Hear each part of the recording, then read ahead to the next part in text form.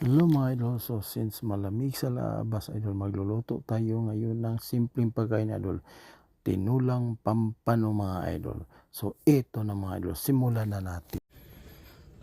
So yun mga idol, ito yung pampano na isda. Tapos di ko alam, ito lang yung available, kung ano lang yung available na gulay ko.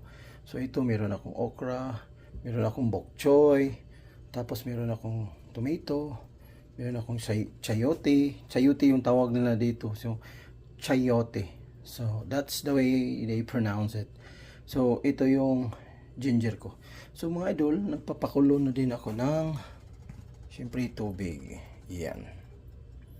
So yun ang lutuin natin. Mga idol, since kumulo na yung water ko, so ilalagay ko na yung ito mga idol.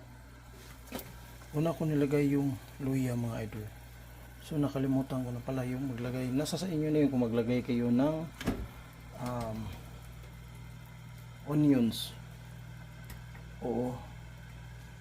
Okay. So ako idol, wala na kasi akong onion, so hindi na ako maglalagay ng onion. So yan. Yan, ilagay ko na yung, so papakuluin ko muna siya para lumabas talaga yung lasa ng ginger. So lagay ko muna pala. Ay, papakuluin ko siya ng husto para yung lasa ng onion lalabas talaga siya, hahalo sa tubig, tsaka kasi para yung tinula maglalasang meron talagang lasang onion. Ginger pala. So yan idol. So after 10 minutes mga idol, so sa akin 10 minutes lang ng papakulo ng ginger. So isusunod ko na yung siyempre yung pampano ko, isdang pampano. Yan. So yan. So yan. Yan na siya.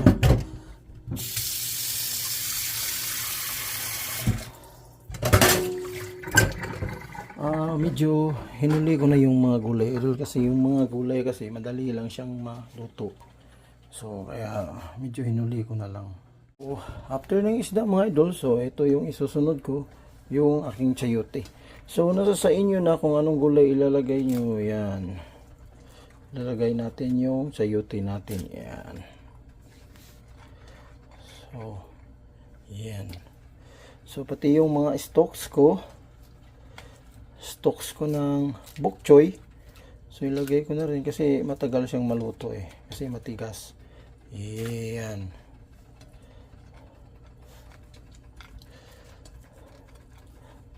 Okay, yan mga idol, nahalo na. So sunod, kakamayin ko na lang, ihalo ko din yung aking okra. Yun. So yan dito, yan yung okra ko. So yun, na siya. Nakalimutan ko na rin, so ilagay ko na lang itong mga tomato ko. Yan.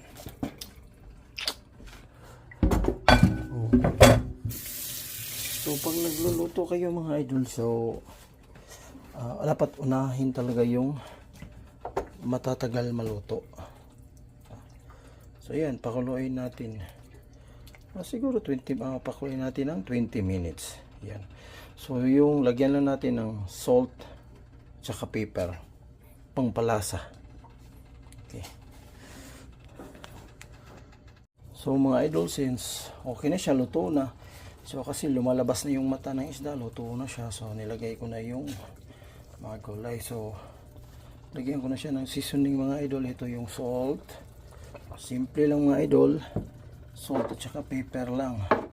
So yun mga idol, yung pepper. Ayan, luto na siya. So hintayin ko lang siya ng mga 3 minutes. Okay na. So mga idol, tikman na natin idol.